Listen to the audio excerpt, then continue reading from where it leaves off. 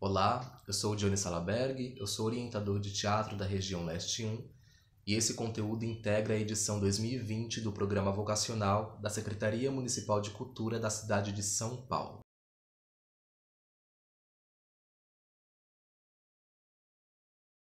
Aqui a gente vai ter diversas atividades, diversos exercícios para a gente fazer durante os dias, mas antes eu queria propor um tipo de exercício, um acordar, abrir um pouco o olhar, mexer um pouco o rosto para que a gente possa exercitar um pouco mais essa fala, esse exercício, esse corpo.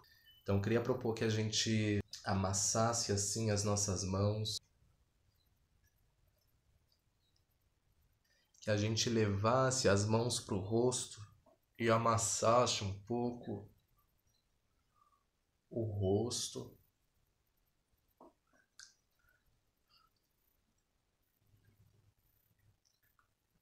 Se possível, feche os olhos para que sinta melhor essa massagem. O topo da cabeça é muito bom também. Ainda com os olhos fechados, comece a fazer umas caretas com o seu rosto para que a gente acorde também o músculo do rosto e essa musculatura que a gente vai precisar usar.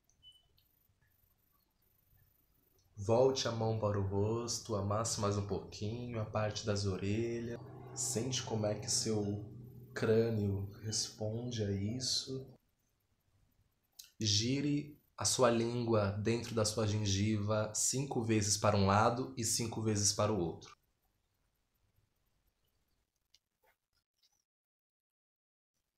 Para o outro lado.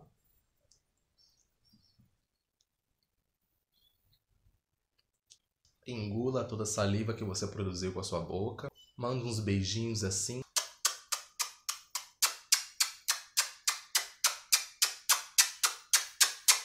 Tentando prender bem a boca para que a gente trabalhe um pouco esse lábio, essa parte de trás da língua.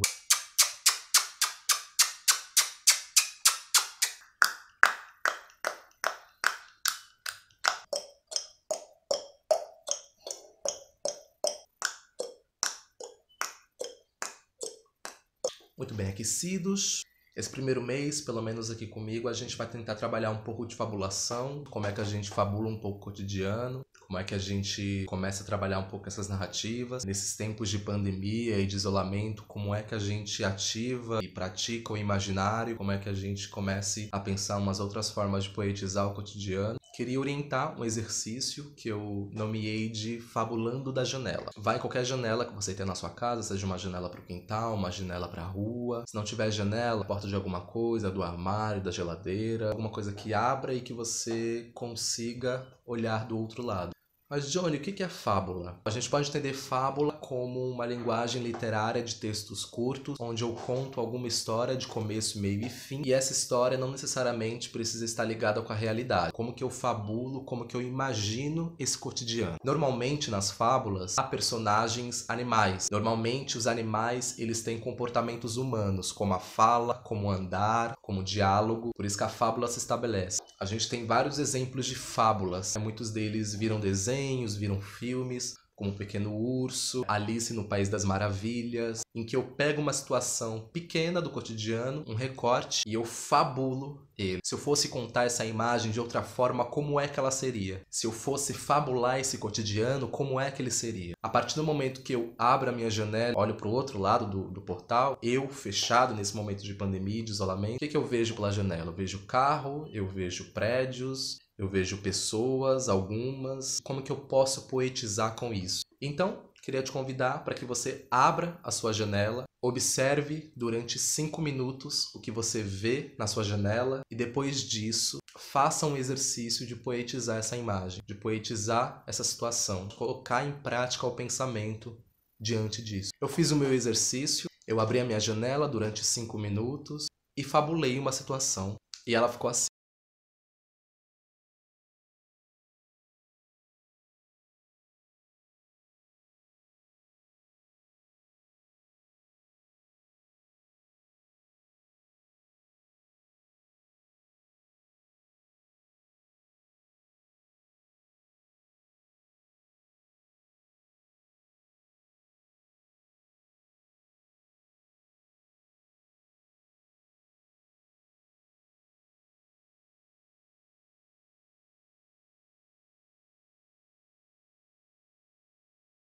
A limpeza era uma das principais atividades de Antônio e Agenor.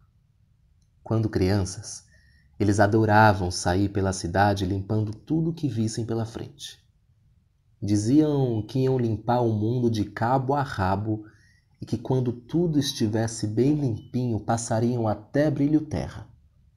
Mas brilhante mesmo foram os pequenos olhos quando fizeram as contas e constataram que se limpassem 5 quarteirões por dia, conseguiriam limpar o mundo inteiro antes de morrer. A limpeza, com o passar dos anos, se tornou a grande festança. Até caminhão de coleta eles ganharam de herança. Mas tinham combinado: não varrer onde o outro passou a vassoura e tomar cuidado com os pés, porque esses, quando varridos, se tornam inimigos. Para eles, varrer os pés era sinal de má sorte. Uns diziam que era um descasamento, outros diziam que era morte.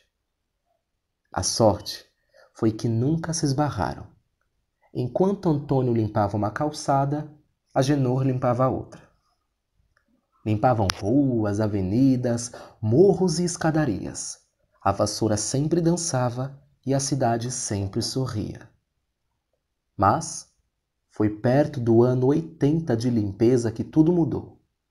Sem perceber, Agenor varreu os pés de Antônio no cruzamento entre a rua Vidalva com a rua Mortélia.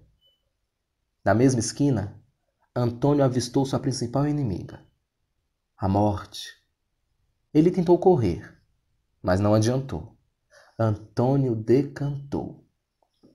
O que eles não sabiam é que a morte, na verdade, era o começo, o novo, alguém que foi oferecer ajuda. Foi um Deus nos acuda. Agenor, sem pensar 2 vezes, bateu as asas e saiu voando afora pelo mundaréu. As vassouras também desapareceram e todo o lixo que os dois haviam limpado se espalhou pelo mundo novamente. Assim, o caminhão de coleta teve que começar a refazer tudo sozinho. Antônio se tornou especialista em arranha-céu, varrendo as nuvens, correndo e cantando. Agenor se tornou especialista em paciência de buzina e passou a vida esperando.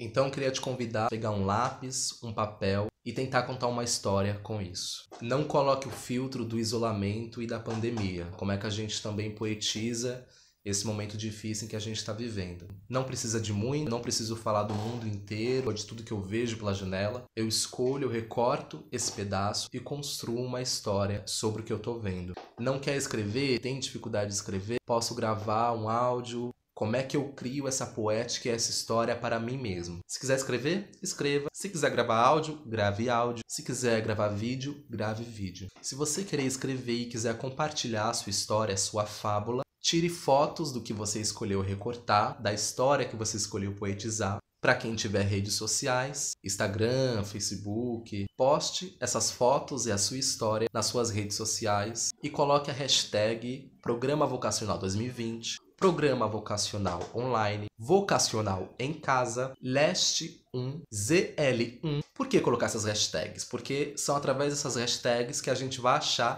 a sua publicação nas redes sociais. Temos um perfil lá no Instagram, que é o Programa Vocacional, e também o perfil da nossa região, Vocacional 2020 Leste 1. Se quiser marcar os perfis, fique super à vontade. Não, John, eu quero postar no History. Pode postar também. O importante é você materializar essa história, é você fabular essa narrativa. Se não quiser compartilhar também a história, não tem problema nenhum, o importante é fazer o exercício. Bom, eu espero que você tenha gostado desse vídeo. Toda semana eu vou soltar um vídeo novo através da plataforma do Programa Vocacional. Repito, sigam as nossas páginas, procurem saber também das outras linguagens e até o próximo vídeo.